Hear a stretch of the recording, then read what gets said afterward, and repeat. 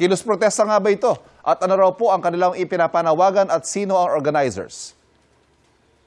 Itong pagtitipon na to, hindi po malinaw kung ano po yung kanilang panawag. But one thing for sure, grupo po ng Iglesia ni Cristo po ito. At as we go on, malalaman natin po kung ano po yung mga panawagan po nila. Wala hong prior coordination nito? Tama ho ba't walang permit? Wala pong prior coordination and we believe sa pakikipanayam natin kanina sa kanilang mga leader ay wala po silang may pakitang permit po. May kausap na po ba tayo mula sa pamunuan ng Iglesia ni Cristo kung sila po ang sinasabi ninyong organizer nitong pagkilos na ito?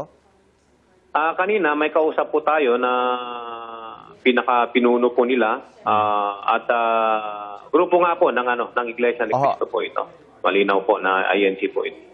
So ano ho ang mangyayari? Gaano katagal daw po sila mananatili diyan at ano po ang gagawin ng pulisya? Batay po sa pakikipag-ugnayan natin sa kanila. Wala pong definite na oras kung hanggang kailan po sila dito. And kanina po ay talagang nabarahan po yung EDSA kaya pinuntahan po natin sila na pakiusapan na wag barahan. So ngayon po may dalawang linya po na nadaanan, magkabilaan po dito po sa EDSA.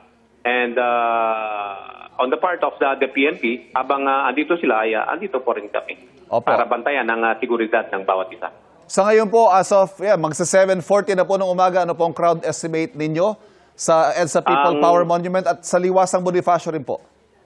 Sa Liwasang Bonifacio po ay more or less 1,000 na po doon at still growing. Dito rin po sa EDSA People Power Monument. Magkabilaan po kasi ito sa People Power Monument at doon po sa kabila sa Connecticut.